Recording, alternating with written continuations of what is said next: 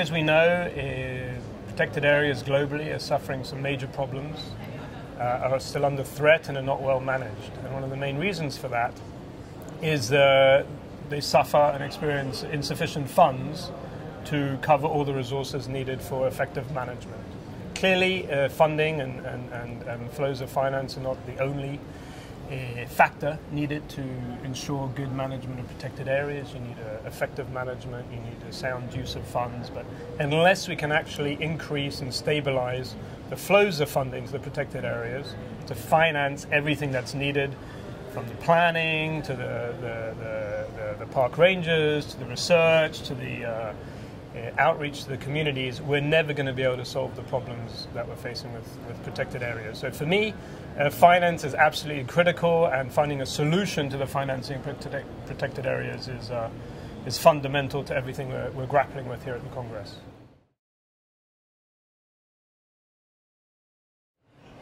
Well, it's very interesting. I mean, we've been working on this for many years, and there are several major, I think, issues and concerns and problems that we now know about and that we can deal with. The first was that many or most people working in protected areas on the government side or the NGO side didn't really understand what are all the elements that you need to create a sustainable finance system. There was a large focus, particularly over the last 10 years, in trying to generate revenues for sites, for specific national parks, looking at tourism revenues, and now there's a greater interest in looking at innovative financing mechanisms such as bonds, green bonds, etc. But when you think about financing, it's a much broader and more complex system. And the first thing is we need to think about it holistically. We need to understand government policies that drive financing. We need to look at the planning tools that help governments, protected area authorities determine how to best use funds. And then, of course, all the management tools to ensure that funds are actually spent wisely. So the first aspect is really to understand and unravel the whole financing system and make sure that we're addressing all the parts to it. Another important aspect is data. What we found over the last 10 years is there's very little data out there on what are the finances related to protected areas. How much money is coming into protected areas? Where's it going? How is it spent? What are the financing needs? What are the gaps? What are the gaps? What is the additional funding we need for protected areas? This wasn't known. So for the past 10 years, we've been working a lot on trying to generate that data, country by country, system by system, and we're gradually building up that database. And with that understanding, that information, it becomes much easier then to obviously make decisions and identify where needs are. And on that note, what was fascinating is we did an analysis of every country in Latin America. So we collected the data for 17 countries across Latin America to capture all financial data related to protected areas. And one of the main findings was that in spite of all the efforts and all the activities of practitioners on the ground to generate funds, as I was mentioning beforehand, for sites, the majority of funding for protected areas still come from national government budgets. And this is absolutely essential for us all to remember that innovation is great, but the main source of stable funding for protected areas come from governments. 60% on average. 60% of protected area budgets come from governments.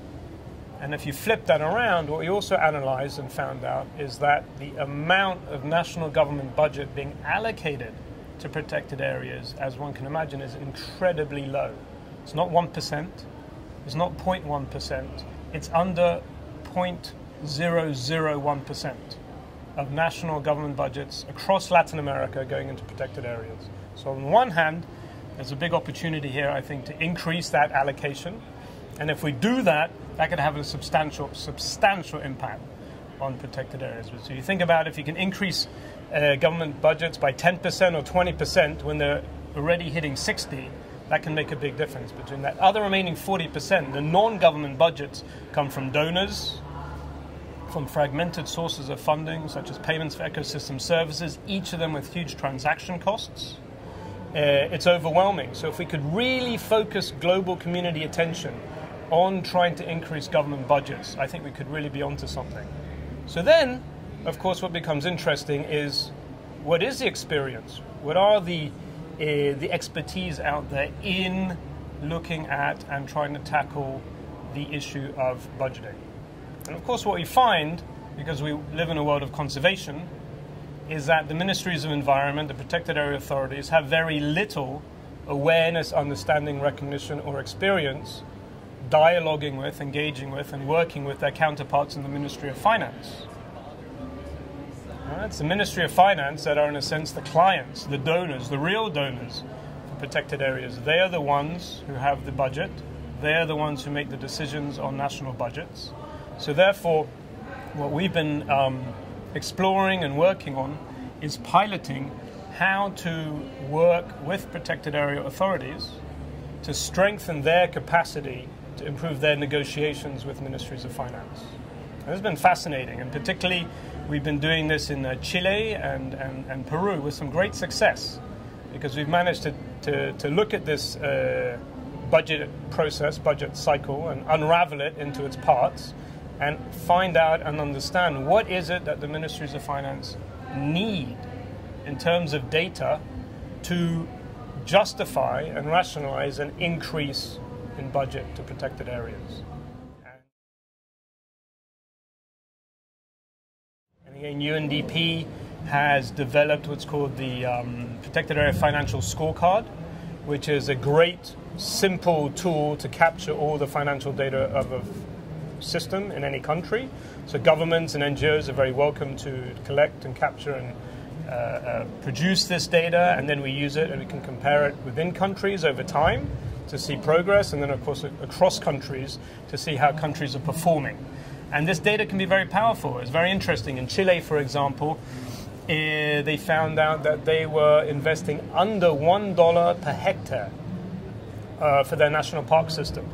And this was one of the what was particularly interesting. I mean, that number in isolation doesn't mean much. You don't know, I don't know, is that a lot or is that a little? But we then compared that to the dollars per hectare invested by other governments in the region, and it was one of the lowest. Of course, Chile prides itself, quite rightly, on being one of the stronger economies, one of the better governed countries in the region. So when they found out that they were ranking quite low regionally in terms of their investment per hectare, it really stimulated an internal discussion in the country on what to do about that, and the government recognized they had a responsibility to try to improve that. So I think the scorecard and the type of data that it presents is an extremely powerful tool. And then, of course, the flip side of that is even once funds are in and are being used, it's essential that they are being used effectively. The last thing we want to be demonstrating is that governments are not using their funds wisely. And then another part of the suite of tools, let's say, is this issue of value. And again, it links back to the discussion and the needs of the Ministry of Finance. Ministries of Finance, when they invest in different sectors, they need to know and they need to demonstrate what is the value of that sector to the national economy, to the local economy.